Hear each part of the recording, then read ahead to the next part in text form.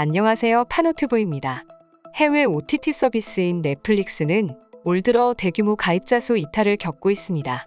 지난 1분기에만 20만 명이 이탈했고 올 2분기에는 타격이 더 클 전망입니다. 최근 해외 최대 글로벌 투자기업 또한 넷플릭스 투자 의견과 목표가를 낮출 정도였습니다.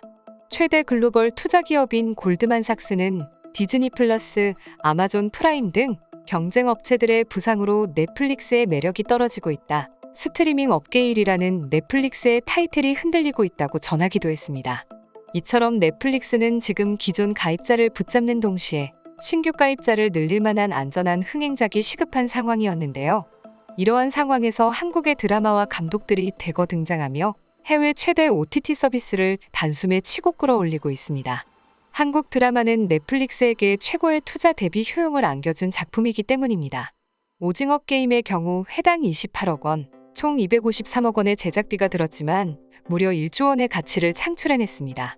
할리우드에서 제작된 넷플릭스 오리지널 영화 레드 노티스의 경우 제작비가 2천억 원에 달하는 걸 보면 약 10분의 1 수준의 제작비로 넷플릭스 역사를 새로 쓴 것이나 다름없습니다.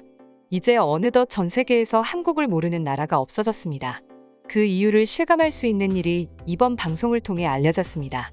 미국 방송에서는 한국의 드라마 속 행동을 따라하는 모습을 내보내며 2021년 9월 17일에 공개된 한국에서 제작된 넷플릭스 오리지널 프로그램 오징어 게임을 소개했습니다. 456명의 사람들이 456억의 상금이 걸린 미스터리한 데스게임에 초대되면서 벌어지는 이야기를 그린 서바이벌 이야기인데요.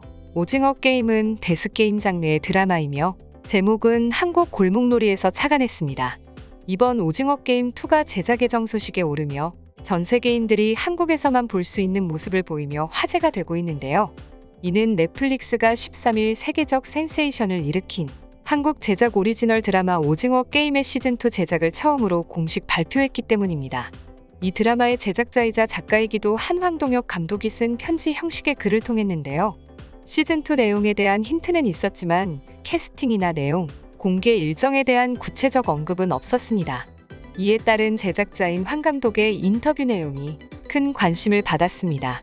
황 감독은 예전에 시즌2에 대해 지난 4월 프랑스 칸의 한 국제행사에서 2024년 말쯤에는 볼 수 있게 되길 희망한다고 했습니다. 지난달 중순 문화 패션지 베너티 페어 인터뷰에서는 아무리 빨라도 2023년 말이고 2024년 공개할 수 있을지의 여부도 가능성의 영역이라고 하기도 했습니다. 그러한 황 감독이 이번 편지글로 인사를 남기며 동시에 시즌2에 대한 방향을 직접 언급했습니다. 지난해 오징어 게임 시즌2를 세상에 내놓기까지 12년이라는 시간이 걸렸습니다. 하지만 오징어 게임이 역사상 가장 인기 있는 넷플릭스 시리즈가 되기까지는 단 12일의 시간이 걸렸습니다. 오징어 게임을 쓰고 연출하고 제작한 사람으로서 시청해주셔서 사랑해주셔서 감사합니다. 시즌2에 대한 질문들이 많으신데 지금은 삼속 분량의 아이디어뿐이어서 더 많은 게임이 나올 거라는 것 외엔 할 말이 별로 없습니다. 다시 게임을 통해 인간성이 시험대에 오를 것입니다. 인간들 사이에 진정한 연대란 가능한가라는 질문을 던져보고 싶습니다라고 전했습니다. 오징어 게임은 지난해 9월 공개 뒤 첫 4주간 누적 시청시간 16억 5,045만 시간을 기록할 정도로 전 세계적으로 화제가 되었습니다. 넷플릭스 콘텐츠 중 압도적인 역대 1위였는데요. 1호 참가자 역의 배우 오영수가 미 골든글로브 나무조연상, 이정재와 정호연이 미 배우조합상 남녀연기상을 받는 등 각종 시상식에서도 큰 성과를 거뒀습니다. 이러한 오징어 게임 2 제작 소식이 들리자 외국인들은 각자 2의 내용을 예측하기 시작했습니다. 그러면서 한국의 여러 놀이들이 또 한 번 전 세계에서 화제가 되기 시작했습니다. 한국 놀이를 하는 대부분의 해외 반응으로는 오징어 게임 2에는 비석치기, 자치기, 공기놀이, 닭싸움, 딱지 알까기, 홀짝 짤짜리 등 이 중에 뭐가 등장할까? 아니면 외국에서 하고 스케일이 엄청 커질까? 였는데요. 실제로 미국에서 거주 중인 한국인이 쓴 글입니다. 근무를 마치고 파티가 있다길래 직장 동료 집으로 맥주를 사들고 갔습니다. 그런데 TV에서 한국어가 들리고 있었습니다. 한국어가 들리자 너무 반가운 나머지 순간 저도 모르게 TV 앞으로 달려들었습니다. 다들 모여서 맥주를 마시며 오징어 게임을 보고 있었습니다. 아직도 오징어 게임을 보며 소리를 지르고 환호하는 모습을 보니 우리 한국이 정말 예전과 많이 달라졌구나라는 생각이 들었습니다. 그러던 중 드라마를 보던 동료 한 명이 어디서 구했는지 방에서 딱지와 공기놀이를 들고 왔습니다. 더욱 놀라웠던 건 미국에서는 보기 힘든 알까기용 구슬을 들고 와 구슬치기를 하자고 하는데 순간 뭉클해지며 어린 시절이 떠오르며 동시에 가슴이 벅차오르는 게 느껴졌습니다. 그래서 어디서 구했냐 물어보니 요즘 유행이라며 일반 마트에서 한국 알까기용 구슬과 공기놀이용 장난감을 따로 판다고 말해줬습니다. 이뿐만이 아니었습니다.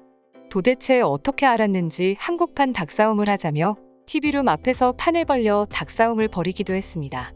제가 놀랐던 건 다음날 직장에 가서 다른 동료들에게 전날 놀았던 이야기를 하니 요즘 한국 닭싸움이 유행이라는 것이었습니다. 예전 한국에 곽윤기 선수가 선보인 적이 있었는데 아마 그 사건 때문에 사람들이 알게 된 게 아닌가 싶었습니다. 여하튼 이렇게 한국의 문화와 놀이들이 미국 한복판 어른들 사이에서도 인기라는 사실이 참 놀라우면서 반가웠습니다. 이렇게 해외에 나와서도 한국에서의 삶을 그리고 생각나게 해준 우리 한국인들에게 정말 진심으로 감사합니다. 이렇듯 현재 미국에서는 오징어 게임2가 나온다는 소식에 어떤 한국 놀이가 나올까 예측하며 이를 찾으며 즐기는 사람들이 늘고 있습니다. 제작 소식 하나에 다시금 한류 열풍이 불고 있는 겁니다. 한국 드라마는 왜 해외에서 인기가 많을까요? 이유는 다양하지만 설문조사에 참여한 응답자 대부분이 배우들의 명품 연기력이 국내 콘텐츠의 인기 요인이라고 답했습니다. 그 다음으로 예측할 수 없는 스토리, 한국 자체에 대한 관심 증가, 참신하고 새로운 소재, 투자 자본이 커짐에 따른 퀄리티 향상이 10% 이상의 응답률을 받았습니다. 전문가들은 섬세하면서도 설득력이 있는 감정 표현, 세계적인 주제와 한국적인 것이 좋아, 현대 사회의 병폐에 대한 날카로운 묘사, 공동체 모티브 속의 따스한 인간미 등을 손꼽았습니다. 한국의 연기력은 이미 전 세계가 알고 있습니다.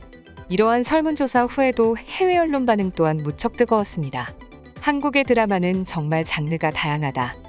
난 그 부분이 좋다. 특히 나의 아저씨를 꼭 봐봐라. 처음 TV를 보며 울었다. 난 한국 영화를 보기 시작해 한국 드라마를 알게 되었다. 단순히 오락 영화인 줄 알았던 오징어 게임이 이렇게 재밌을 줄 몰랐다. 한국인들은 정말 머리가 좋은 것 같다. 아니, 머리가 좋은 게 확실하다. 실제로 한국인들이 요즘 수많은 시상식에 오르며 그들의 능력을 인정받고 있다. 봉준호 감독 또한 그렇지 않은가? 난 한국 특유의 정서가 좋다. 매력있달까? 우리 집도 닭싸움이라는 것을 했다. 하다 보니 근력도 기를 수 있고 재밌었다. 도대체 한국은 이런 걸 어디서 어떻게 만드는 건지 궁금하다. 나도 오징어 게임이 뜨고 나서 한참 아들에게 딱지치기를 하자고 졸랐다.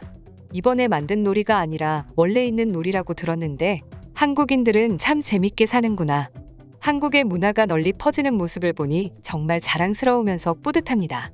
좋은 내용으로 다시 한번 한국의 이름을 널리 알릴 수 있는 드라마와 영화가 나왔으면 하는 바람과 함께 이상 파노튜브입니다. 시청해주셔서 감사합니다. 구독과 좋아요는 영상 제작에 큰 힘이 됩니다. 눌러주셔서 감사합니다.